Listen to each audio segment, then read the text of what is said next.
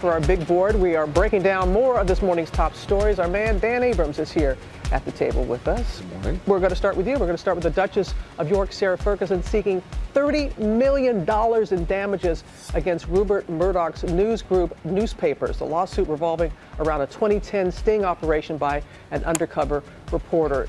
Dan, many people remember this. 2010, she was asked if her ex-husband at the time, Prince Andrew, if she would gain access to him. And this is what she said. On to the next thing. £500,000 when you can, to me, open doors. New Prince Andrew. Yeah. Is that a deal? Yeah.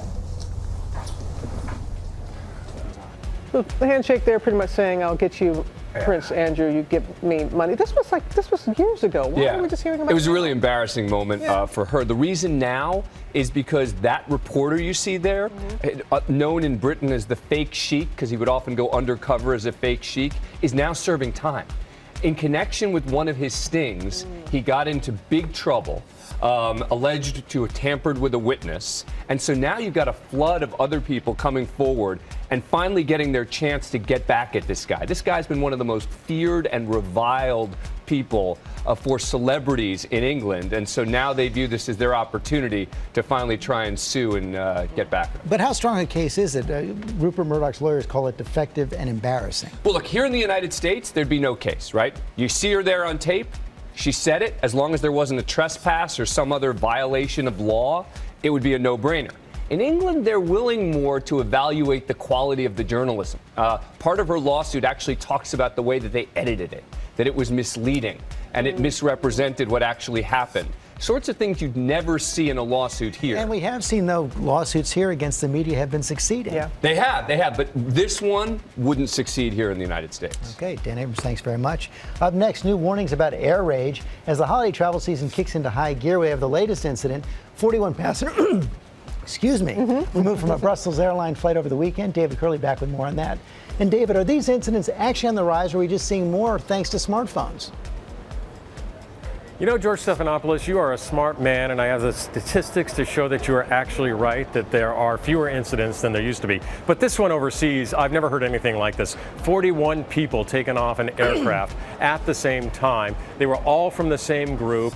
And it's rare. Usually it's one or two people. Now, I've got the numbers here for you. Over the last 5 years in the United States, we had 183 incidents, down to the 150, down to 145, down to 103. And then this year, halfway through the year, only 31 incidents. So yes, there are fewer, but we hear a lot more about them, George. And David, I know this is shocking, but alcohol may have played a role. I'm no expert here. But that is what they're saying. And now people are saying, well, should alcohol be banned on flights? Yeah, there's always a talk about that. And yes, alcohol was involved with some of those 41 that were taken off board.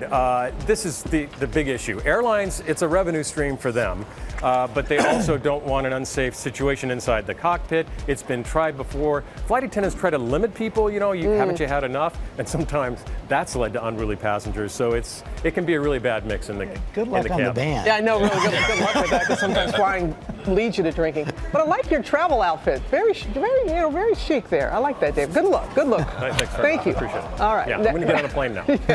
Now to an alarming new study released overnight about kids and junk food. The American Academy of Pediatrics found that children exposed to food advertisements consume more calories even when they weren't hungry. Dr. Jennifer Ashton's going to weigh in on this. So what are the indications here, Jen? So here's the thing, Robin. This study actually found an association between what young children, preschool kids do, in this case watching TV with food ads, and then what they consume, in this case highly palatable foods, which is code nutrition speak for high calorie, high sugar, low nutrient. So again, this is about increased cued eating, and can what kids see prime the pump for behaviors later on that lead to weight gain. And look, it is impossible to avoid these ads. Yeah. So this is very concerning. So what should parents do about it, Jen?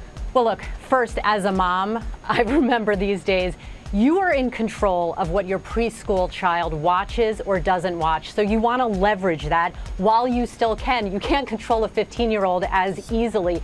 Then as a doctor, I think this study brings up again that mind-body connection. We know there's a part of the brain that gets really lit up when we eat high sugar foods, and that pathway can be established very early in life. So remember that connection. And lastly, as a nutritionist, I learned, and this bears repeating, put that living color on your plate. Don't watch it on the screen. The more color your children eat, the better their diet is. Some good advice Good tip right there.